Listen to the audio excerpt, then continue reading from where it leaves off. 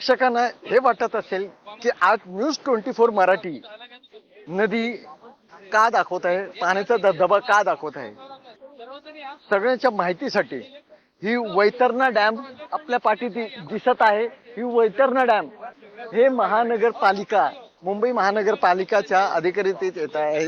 ह्याची सर्व जबाबदारी मुंबई महानगरपालिका पार पाडत आहे. मुंबईकर जे पाणी, ज्या लोकांना पाण्याची व्यवस्था महानगरपालिका करत आहे, ह्या पाणीतून ह्याची व्यवस्था महानगरपालिका फक्त मुंबईकरांसाठी नाही तर ठाणे महानगरपालिका, भिवंडी महानगरपालिका आणि या विभागात जेवढे गावखेडे आहेत त्यांना पाणी सुद्धा मुंबई महानगरपालिकाच्या तर्फे पुरवण्यात येत आहे. तर आपण विचार करू शकता की मुंबई महानगरपालिकाची हद्द कुठे आहे. पण लोकांच्या सोयीसाठी हे बघा, आपण बघू शकता हे आवाज जे हुटर पाणी सोडताना च्या अगोदर हे हुटर वाजवतात. ह्या हुटरनी गावकऱ्यांना माहित पडतं की डॅम न पाणी सोडणार आहे.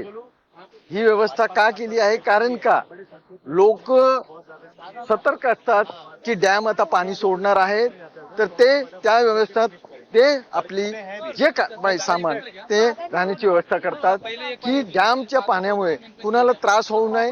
त्यासाठी डॅमवरून हे हुटर वाजत आहे. हुटर वाजल्यानंतर लोकांना सावधगिरी बरतायला लागतं, दाखवतात की कशा पद्धतीने आपण हे करायचं आहे.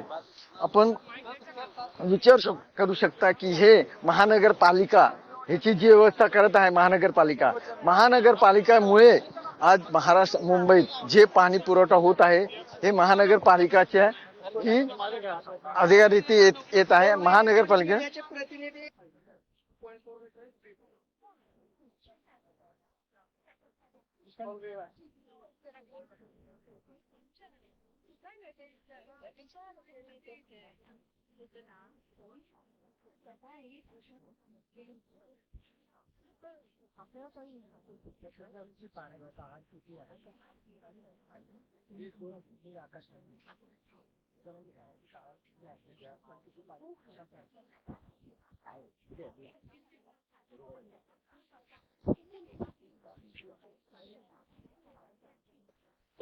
बघा, दरवर्षीप्रमाणे यावर्षी आपण पत्रकार मित्रांसाठी अभ्यास दौरा अरेंज केलेला आहे. आज थोडक्यात मी मुंबईच्या पाणी पुरवठ्याबद्दल तुम्हाला माहिती देतो की दर दिवशी आपण मुंबईच्या पाणी पुरवठ्यामध्ये 3950 मिलियन लिटर पाणी सप्लाय करत असतो. या व्यतिरिक्त आपण TMC ला 115 मिलियन लिटर, भिवंडी म्युनिसिपल कॉर्पोरेशनला 45 मिलियन लिटर आणि डॅम पासनं ज्या आपल्या ट्रंकमेंट टाकलेल्या आहेत व्हेरियस विलेजेस थ्रू आणि त्यांच्या लँड अक्वायर केलेल्या आहेत त्यांना सामाजिक बांधिलकीच्या दृष्टीनं आपण एक साधारणतः 70-72 विलेजेस आहेत त्यांना आपण पाणी देतो. विलेजेसला ते साधारणतः 20 मिलियन लिटर्स, म्हणजे हे एकूण 180 million litre other than BMC utilization होतं. तर टोटल पर डे 4150 च्या आसपास सप्लाय होतो मुंबई प्लस ह्या बाकी ते 3 ठिकाणचा मिळून.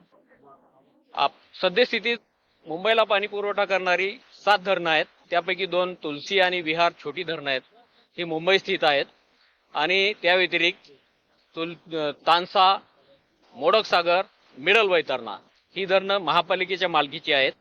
या व्यतिरिक्त हातसा आणि अप्पर वैतरणा ही राज्य शासनाच्या इरिगेशन डिपार्टमेंटची आहेत, त्यामधनं आपण पाणी घेतो. यातला आता जे आपण उभे आहोत हे मिडल वैतरणा धरण आहे. मिडल वैतरणा धरणातून पर डे 455 मिलियन लिटर पाणी सप्लाय होतं. या व्यतिरिक्त जे मोडक सागर आहे त्यामधनं 455, तानसामधून 455 आणि याच्या अपस्ट्रीमला वैतरणा रिव्हरवर अप्पर वैतरणा धरण राज्य शासनाच्या त्यामधनं 640 मिलियन लिटर. या व्यतिरिक्त जे मेजर धरण आहे राज्य शासनाचं हातसा धरण, त्यामधनं जवळपास पर डे 2020 मिलियन लिटर पाणी सप्लाय होतं. आणि मुंबई स्थित विहार मधनं 100 मिलियन लिटर आणि तुलसी मधनं 18 मिलियन लिटर असं ढोबळमानाने डिस्ट्रीब्युशन आहे. आपण हे रॉ वॉटर वैतरणा सिस्टीमचं म्हणजे अप्पर वैतरणा, मिडल वैतरणा, मोडक सागर आणि तानसा यातलं पाणी आपण भांडूप कॉम्प्लेक्सला ट्रीटमेंट प्लांटला नेतो, जिथं 2 प्लांट आहेत, एक 1910 MLD चा, दुसरा 910 MLD चा. असं अराउंड 2810 MLD पाणी ट्रीट भांडूपला होतं. तिथलं पाणी आपण मुख्यतः पश्चिम उपनगरे आणि शहरातल्या पश्चिम भागाला, म्हणजे थोडक्यात भांडूपमधनं बोरिवलीला आउटलेट जातो, मालाडला जातो, वेरावळीला जातो. नंतर हा सप्लाय पुढं वाकोला शाप, माहीम शाप, रेस्कोर्स शाप मार्गे अगदी टोकाला म्हणजे मलवार हिल पर्यंत जातो. याच्याने वेस्टर्न सबबचे एंटायर वार्ड्स आणि सिटीतले जी साऊथ, जी नॉर्थ, त्यानंतर मलबार हिलवरनं ए वार्ड, डी वार्ड आणि सी वार्ड यांना सप्लाय होतो. दुसरी सिस्टीम भातसा सिस्टीम आहे, जी मुंबई आणि नाशिकच्या मध्ये येताना राईट साईडला भातसा धरण आहे. तर त्या भातसा धरणातलं पाणी आपण एक साधारणतः 48 किलोमीटर नदी पात्रातून येऊन पिसे वियरला अडवल्या जातं. तिथं लिफ्ट करतो पंपिंग करून पांजरापोळला आणल्या जातं आणि पांजरापोळला 1365 मिलियन लिटर पाणी ट्रीट होतं. ते पाणी येवई MBRला स्टोअर होतं तिथे आणि तिथनं ईस्टर्न सबबचा पार्ट म्हणजे मुलुंड, भांडूप, विक्रोळी, घाटकोपर, चेंबूर, कुर्ला आणि सिटी मधला एफ साऊथ, एफ नॉर्थ आणि शेवटचं टोक म्हणजे भंडारवाडा रिझर्वायर. भंडारवाडा रिझर्वायर मधनं बी वार्ड आणि ई वार्डला सप्लाय होतं. अशा ढोबळमानाने 2 सिस्टीम आहेत मुंबईच्या. आता याच्या व्यतिरिक्त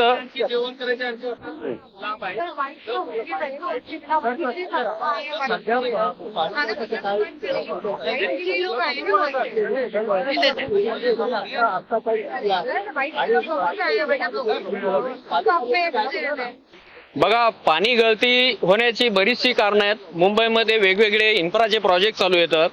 त्यामध्ये ब्रिजेसची कामं आहेत, मेट्रोची कामं आहेत, काही road department, storm water drain, sewerage line आणि इतर कामं. यामध्ये काम करताना काही जलवाहिन्या तुटतात फुटतात, पण जे काही व्हिजिबल लिकेजेस आहेत ते तातडीनं विदिन 24 आवर्स आम्ही अटेंड करतो. काही अंडरग्राऊंड लिकेजेस आहेत तर ते डिटेक्ट करण्याचं काम आमचं लीक डिटेक्शन डिपार्टमेंट मार्फत केलं जातं आणि जे काय आढळतात त्यावरही तातडीनं दुरुस्त केली जाते.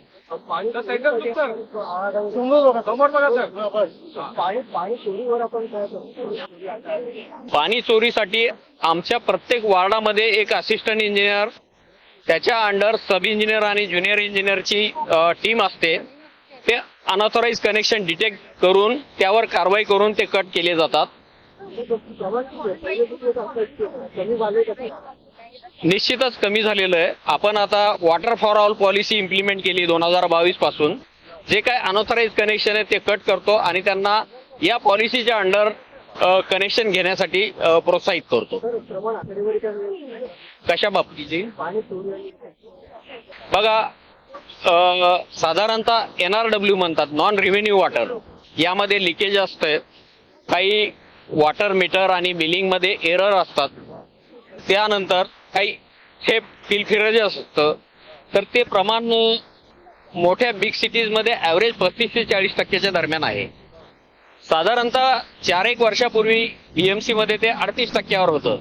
पण वॉटर फॉर ऑल पॉलिसी किंवा आता आपण वॉटर ट्रान्सपोर्टसाठी ट्रंक मेनच्या ऐवजी टनेल सिस्टीम इम्प्लिमेंट करायचं सुरुवात केलेलं आहे.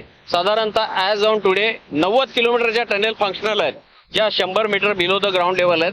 त्यामुळं लिकेजेस आणि त्याच्यावर चोरी यावर बंधनं आलेली आहेत आणि त्यामुळे आता त्याचे परिणाम आपल्याला दिसत आहेत. आणि आपलं जे NRW आहे त्याचं 38% वरून 34% रिडक्शन झालेलं आढळून आलेलं आहे. मुंबई महानगरपालिकामध्ये SRA मोठे मोठे टोळगंज बिल्डिंग बनत आहेत. त्याच्यासाठी पाणी पुरवठा जास्त वाढणार आहेत. त्याच्यावर BMC काय करणार आहे? बघा, मुंबईमध्ये SRAच्या अंडर रिडेव्हलपमेंट चालू आहे. काही जुन्या बिल्डिंग 4-5 माळ्याच्या बिल्डिंग तोडून हाईट राईज टॉवर होत आहेत. पाण्याची रिक्वायरमेंट वाढत चाललेली आहे. त्या दृष्टीनं BMCने विविध प्रोजेक्ट प्रस्तावित केलेले आहेत. त्यामध्ये गारगाई धरण आहे, आणि डिसॅलिनेशन प्रोजेक्ट आहे, हे फास्ट ट्रॅकवर घेतलेले आहेत. त्याच्या काही परवानग्या बॅलन्स आहेत, ते लवकरातच मार्गी लागतील अशी आम्हाला अपेक्षा आहे. आणि या व्यतिरिक्त फ्युचरच्या दृष्टीनं दमणगंगा आणि पिंजाळ हे धरणं सुद्धा प्रस्तावित आहे. न्यूज मराठी 24/7 नवा भारत नवा विचार.